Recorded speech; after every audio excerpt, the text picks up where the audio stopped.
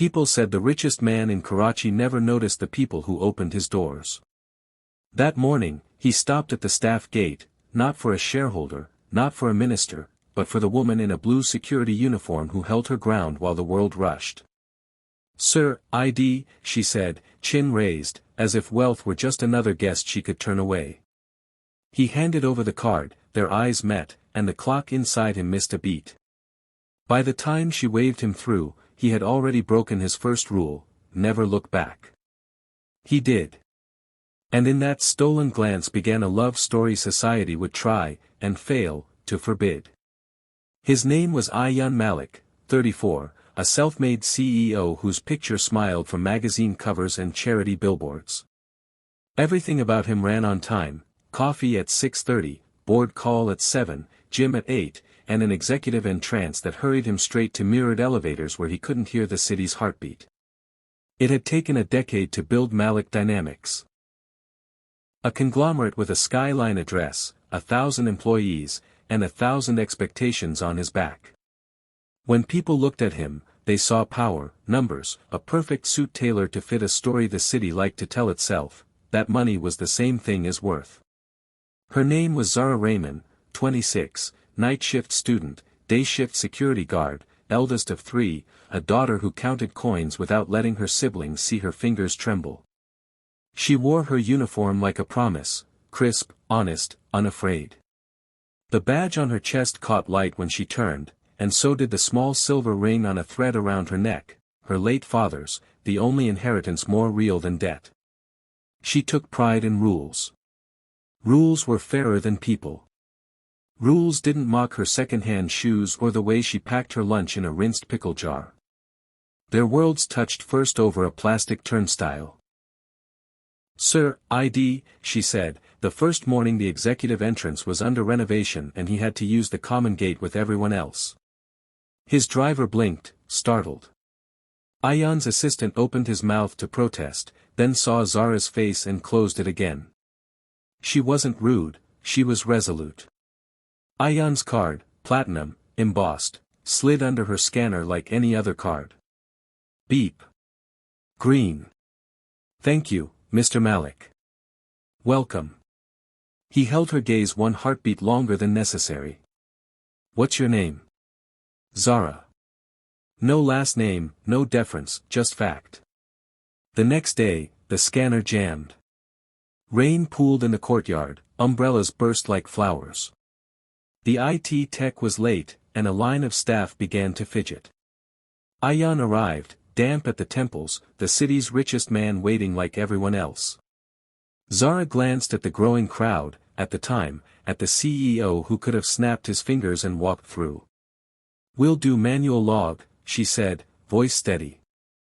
"Please write your names." She handed Ayaan a clipboard. He smiled, small and appreciative, and wrote, "Ayaan Malik." Then. "Impulse, I like the way you solve problems." "I like the way you follow them," she replied, meaning, "thank you for waiting." That evening, under the cough of a generator and the clatter of rains hitting tin roofs, Zara sat at a Formica table, textbooks open, Introduction to Business Law, Organizational Behavior, ink smudging the edges of her fingers. Her mother, Farzana, stitched beadwork by the window.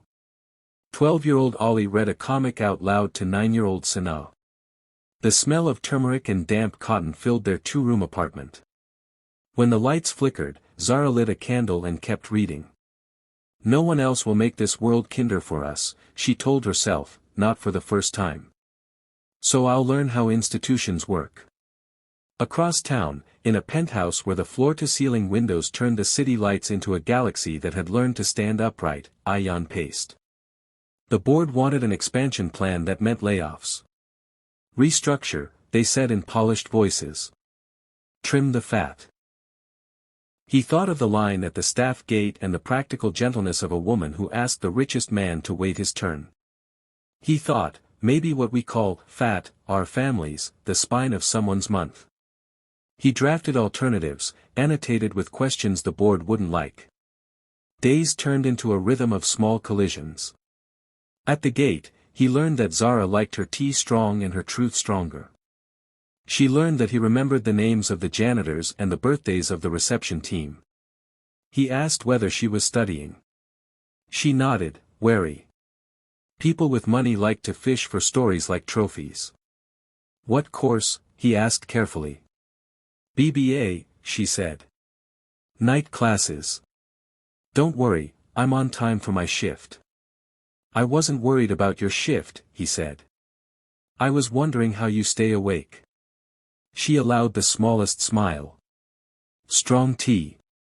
When a visiting investor insisted on breezing in without a badge, Zara blocked him like a rain-soaked mountain. Sir, our policy. Do you know who I am? The man sneered. Before she could respond, Ayan appeared behind him. She does. You're a guest who needs a badge. He took a temporary card from the desk and handed it to the investor without drama. Later, he passed by the gate and said, simply, thank you for protecting our rules. The words landed in her chest with the surprising warmth of being seen. But the city keeps score. Whispers climbed the marble stairs faster than any elevator. Have you noticed? Someone murmured in the cafeteria. The CEO stops at the staff gate. He talked to her. What's her name? Zara. Maybe she saved his life from a rogue stapler. Someone laughed, and others laughed louder, because meanness often borrows the loudest mic. Ayan's mother, Mariam, elegant, widowed, devoutly protective, leaned across a guest-room sofa one afternoon and said, "You're headlining charity galas but skipping the circles that determine your future. People are talking." She meant the donors' daughters, the business families who measured alliances in diamonds and land. There's a proposal, she added, carefully.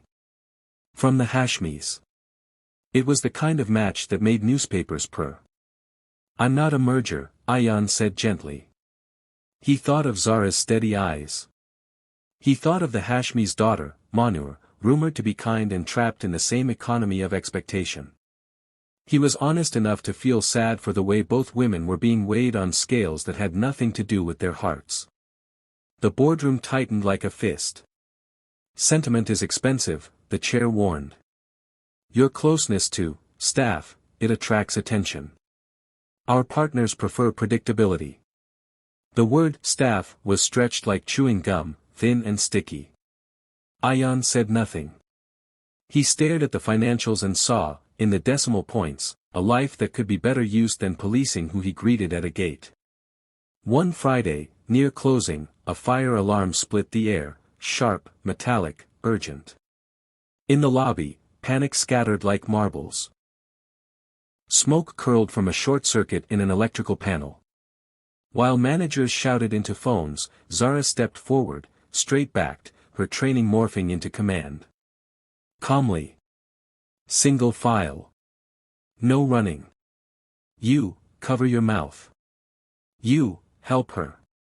She guided a limping woman to the exit, kept a man from dashing back for his laptop, and when a frightened intern froze at the stairwell, she took his hand. We go together, she said, and they did. Outside, rain began again, Karachi's sudden, theatrical downpour. Sirens neared. Ayan, drenched, counted heads beside her. He saw her start to cough, the smoke finally groaning through her lungs. He put his jacket over her shoulders like a quiet apology on behalf of all the times life had asked her to be braver than it asked anyone else. Someone snapped a photo. Phones don't gather context, they gather angles. By Saturday, the picture bloomed across social media, the CEO's jacket on a security guard's shoulders. Their faces close, reading the headcount sheet together. Comment sections turned into tribunals. The kind words were drowned by sneers dry as salt. He's slumming for a story, she's climbing, girls set for life, he'll be bored in a week, know your class. Zara's supervisor called her in. This is difficult, he said, eyes apologetic. The company has an image to protect. The board thinks, transfers might be best. Transfer, she repeated, as if it were a language that needed new vowels to make sense. For doing my job during an alarm. He shrugged, defeat heavy as soaked denim. It's not about you. It's about optics. I am not optics, she said, voice low. When she stepped out, she found Ayan waiting against the corridor wall, sleeves rolled, no guard of honor, just a man who looked tired of being managed by people who had never stood in a crowd without a VIP rope. I heard, he said softly. I'll fight it. She shook her head. You'll make it worse. Let them move me. I know how to be new. He wanted to say, I don't want you to be new. I want you to be you, right here. Instead he said, if you need anything. She cut him off with a small, grateful nod. I need you to run this place like the rules apply to everyone. He swallowed. What if I told you I don't just admire you, he said before he could stop himself. What if I told you he searched for a word that wasn't a headline. Learning the sound of my heart when you are near. Zara held his gaze, devastated and steady. Then I would tell you the same, she admitted, finally. But feelings pay no rent. That night, she wrote her resignation letter, not because she wanted to leave, but because sometimes leaving was the only way to say, I am not a secret. She placed it in an envelope like a ship she couldn't afford to sail. On Sunday, in a quiet mosque courtyard where pigeons hopped between shadows, she prayed for courage to do the right thing, not the easy thing. Across town, Ayan looked at the Hashmi's embossed proposal, unopened, and set it in a drawer he had never used and never would again. When Monday came, Zara walked to HR with her envelope. In the same moment, upstairs, Ayan stood before a wall of glass and chose which kind of rich he wanted to be. Before the board met, before the city finished its breakfast of gossip, Ayan sent a company-wide memo that sounded like a confession clearing its throat. Effective immediately, it read, Malik Dynamics commits to a transparent wage audit, a no-retaliation policy for staff caught in media cycles, and a leadership code. The rules apply to everyone, especially me. The last line made the news. Investors squinted. Employees sat up. He summoned the board. We'll grow differently, he said, setting down a folder thick with math. Layoffs are last resort, not first reflex. We invest in training, not image. He listed the costs. He listed the returns. He listed the dignity they had shaved off so subtly they'd forgotten what the company was meant to be. The chair tapped a pen, unimpressed. You're emotional, she said. Maybe I finally am, he answered. Maybe that's what we've been missing. By mid-morning, rumors multiplied like mirrors. He's doing this for her, a VP sniffed. He's gone soft, someone else said, with the tone people reserve for tenderness, as if it were an infection. The finance press called it the Gatehouse Gambit. HR called Zara, wary. Your resignation, they said. The CEO has asked for a hold. Zara walked in anyway, uniform pressed, braid tight. I won't be the excuse you use to change nothing, she told HR. If I stay, it's because the rules changed for everyone, housekeeping, drivers, guards, not because he likes me. She didn't say loves, because the word was a fragile cup she wasn't ready to place on any table their critics could jostle. When she left HR, she found the investor from the other day. Badge swinging, mouth already sour. Congratulations, he said as she passed. You. VE upgraded your station. She stopped. It would be easier to keep walking. Absolutely easier. But easy had never made her feel like herself. Sir, she said, voice quiet as a housed flame, my station is the same. Your view seems to be moving. By afternoon, a different kind of fire broke out, figurative, but hot. The board called an emergency session. Your leadership is compromised, they told Ayan. We proposed the Hashmi Alliance, the PR tour, apologies on a loop. And a reassignment for Ms. Raymond off-site. He listened without interrupting. He had been trained to sway, to sweeten, to sell. Instead, he said, no, a good no, well placed, is a door you build for yourself. I won't sell the illusion that I am clean if it means dirtying the truth. You'll be voted out, the chair warned. Then you will have a company without the one person here who actually believes in what we printed on the lobby wall, he replied, and those words were not strategy, they were oxygen. They took a vote. It wasn't unanimous. It wasn't pretty. It didn't end that day. The city, meanwhile, chose sides the way cities do, carelessly, then completely. Talk shows debated class like a sport. Hashtags sprouted. Her mother's phone buzzed with relatives concerned disguised as advice. Beatty, they will never accept you, one aunt warned. Don't fly so high. Air is thin up there. Farzana, her mother, folded a shawl and placed it on Zara's lap, a silent blessing. If it is love, it will make both of you kinder, she said at last. If it is only excitement, let it pass. She pressed a hand to her daughter's cheek, felt the heat of worry. Either way, remember who you are when no one is watching. At dusk, when day softened into a kind of mercy, Ayaan and Zara met where they always felt most themselves, not in a fancy restaurant, not in the boardroom, but outside the staff gate. No cameras, just the buzz of a city changing shifts. I put in my resignation, she said. I asked them to hold it, he answered. But I didn't come to talk you out of anything. He took a breath that carried more history than he intended. I came to ask if you would rather we stop now, before we break. We're already bent, she said, with a trembling smile. But look, we haven't snapped.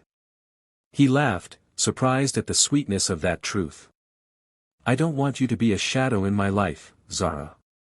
If we do this, we do it in daylight. Daylight is expensive, she said softly. It costs you allies. It costs me sleep. Then I'll pay with allies, he said. And I'll guard your sleep. We'll guard each other's, she replied. That's the only way this works. The next morning, they walked into the building together, not hand in hand. Karachi is not always kind to hands, but shoulder to shoulder, a language older than permission. People watched with their eyes, their phones, their certainty. Some looked away, ashamed of themselves for having judged. Others hardened, because kindness can make your own lack of it feel like a mirror you don't want to face. Change rarely arrives as a parade. It creeps in as policy, as a paycheck that stretches further, as a manager who begins to say, please. Under Ayaan's push and with employee committees Zara helped convene after hours, the company implemented a scholarship program for staff pursuing degrees. They added a hotline that led to actual help, not recorded loops. Overtime was tracked and paid. Security staff got new gear that fit. People will say this is because of us, Ayaan murmured to Zara one evening as they watched a janitor sign up for classes. Let them, she said. As long as it stays because of everyone. The board didn't fall in love with any of it. The share price fluttered, then steadied, then crept upward as retention improved and contracts renewed. The press, stubbornly hungry for scandal, tried to catch them in an expensive restaurant or a hidden villa. They found them instead at a public library opening the company had funded, where Zara cut the ribbon beside a housekeeping supervisor and a data analyst with their children laughing in the front row. Who's that? A journalist whispered, pointing at Zara. That's the person who checks our IDs, an intern replied, almost proud. And our conscience. Still, the backlash had claws. Ayaan lost the Hashmi deal. Whispered invitations disappeared. In one particularly vicious interview, a pundit compared their love to a software bug in the social code. Ayaan watched the clip and felt heat rise in his throat. We're not a bug, he said later, to no one and to everyone. We are an update. Then came the night that forced the city to choose again. Monsoon rain thickened into a wall. On the highway, a bus swerved, toppled, and slammed into a pillar near the industrial district. Screams punctured the storm. News trickled through group chats and then poured across channels. The nearest high-walled compound with lights and medical kits, Malik Dynamics. It was Zara who reached the gate first, soaked to the bone, commanding like a lighthouse. "Open the loading bay," she ordered. "Clear the lobby. First aid teams, here, here, and here." She looked like everything the city had never given her and everything she had built for herself, authority that came not from titles but from trust. Ayan arrived seconds later, shirt clinging to his ribs, tie gone. He took one look and didn't try to lead, he followed her direction. Together, his resources, her field sense, they turned a corporate lobby into a triage center. They ferried blankets, called ambulances, organized blood donors, handed hot tea to trembling hands that could barely hold cups. Cameras arrived late and, for once, their delay was a gift. What they captured was not a staged tableau but a community refusing to watch people break. At dawn, with the crisis easing and bodies accounted for, most saved, some lost, Zara slumped onto a crate by the service elevator. Her hands shook, not from fear, but from stopping. Ayan crouched, an arm's length away, because love and respect measure distance as carefully as closeness. "You were human," she said, cutting off any word that would turn this into a sermon. "We all were." He nodded. Then he took off his own ring, the one he never wore because watches and rings had always felt like handcuffs, and set it between them. "I cannot promise you an easy life," he said, voice hoarse. "I can promise you a life where we are not ashamed of who we are or where we began. I can promise you that when society says no, we will learn how to spell our own yes." She looked at the ring, at the man offering it without stage lights, without an audience, without a script. She thought of the nights she'd stood guard while people richer than she would ever be passed her without seeing. She thought of the mornings he had stopped, seen, and stayed.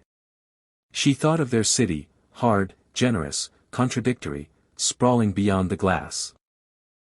She thought of the rules.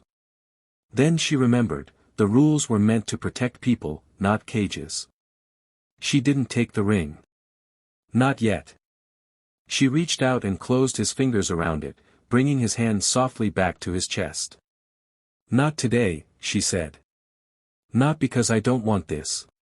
Because I want it to stand on ground we poured ourselves. When your board stops using my name as a cautionary tale. When my promotion to security supervisor is for merit, not rumor. When my siblings graduate. When our yes is not a protest, but a prayer." He exhaled, a sound like relief learning the word patience. "Then we build." They built. In months that followed, Zara completed her degree with distinction. She was promoted, then invited to design new security protocols that treated guards as first responders instead of furniture. Ayan took bruises in board meetings and learned to wear them like badges. He groomed a successor who believed in the new policies for reasons of both heart and spreadsheet. And when the time came, he made a choice that startled even him. He stepped aside as CEO, elevating the woman he had mentored to lead with the same conviction he had fought for. "Let the idea be bigger than the man," he said at the quiet handover, and meant every word. On the day the city finally seemed ready, it did not roll out a red carpet. It did something better, it showed up. Ayan and Zara stood in the small courtyard of the community library they had helped build in Lyre. Children sat on plastic chairs, swinging their legs. Office clerks ate mango slices under a fan. The librarian whispered, "Bismillah," flipping the sign to open. The housekeeping supervisor who'd once cut the ribbon hugged them both. "You gave us a place where class doesn't matter," she said. "Only curiosity." There, beneath a mural painted by teenagers who used color like defiance, Ayan held out the ring again. This time, Zara took it. The crowd didn't gasp, it sighed, like something tight inside the city had loosened by a notch. He slid the ring on her finger and she said, clear enough for the last row of chairs, "We are not proof that anyone can marry anyone. We are proof that love is work, and work is love, and both are better when they lift more than two people." People clapped.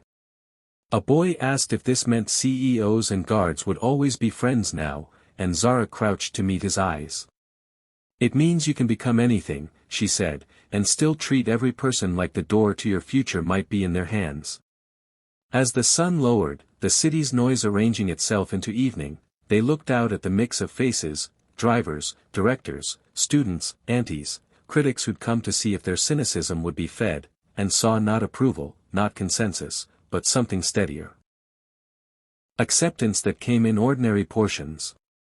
Society had said no. They had said yes, not with a shout, but with a life. And in the end, the city did what it always does when people insist on seeing each other, it learned a new word for home.